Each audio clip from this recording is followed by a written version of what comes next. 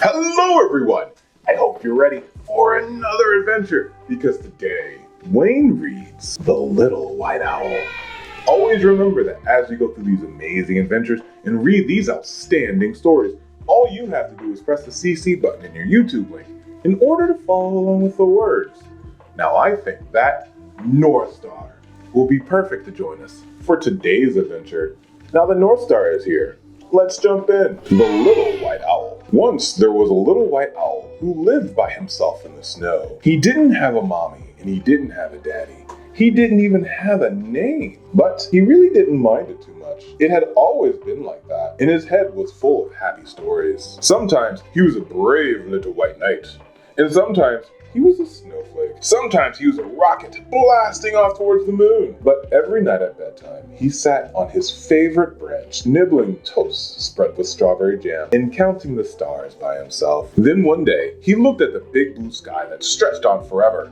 "I wonder what's out there," said the little white owl. So he packed up his teddy and his clock. It was time to see the world. For days, the little white owl flew over turquoise oceans and deserts of gold.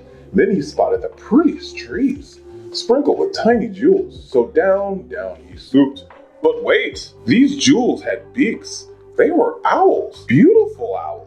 Owls just like him. "Would anyone like a bite of toast?" he said. But the beautiful owls sat quiet and still. They didn't want to spoil their perfect feathers. "How very plain you are," groaned the green. "No colors at all," sniffed the dotty red. "You don't belong with us. Go away." "But I do have colors," cried the little white owl. "Here in my heart, and bumping up and down in me are lots of happy stories. I'll share them with you if you want to." The owl sat and thought and then, sighed the blue one. "A story might help pass the time." "Fine, but just one." "The flowery pink," said with a yawn. So the little white owl swung on a branch with his little teddy, and he munched his toast and shared a happy story. "Ha," breathed the blue owl dreamily when the little white owl had finished. The other owls all glared at her. "Oops, sorry," she blushed. "But couldn't we have just one more?" So the little white owl closed his eyes and magical stories came pouring out of his heart. Colorful tales of castles and knights and dragons with fiery breath, and blasting through moonbeams and counting bright stars, and tumbling down like a white snow. Slowly, and rather to their surprise, the owls began to smile. "Ah," they breathed. Then suddenly, "More," everyone cried. At last, when all his toast was gone, the little white owl checked his clock. "Gosh, I need to go," he asked. "Back to my sparkly home. I need to feel snow and count the stars." But then, a blue wing fluttered, and a tail of dotty red began to twitch. "Take us too," they cried, the pretty owls, sweeping into the sky. "We want to feel your fluffy snow and count your sparkly stars, and play and laugh and tumble just like you." So the little white owl led them home, where they tumbled and twirled on the ice.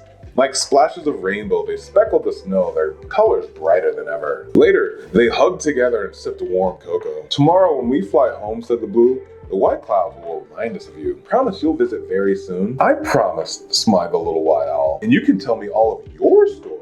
Then he snuggled up on his favorite branch. And soon he was dreaming happy dreams as a huge silver moon lit up the dark sky that stretched on and on forever. Oh wow, that was a really fun time with the little white owl.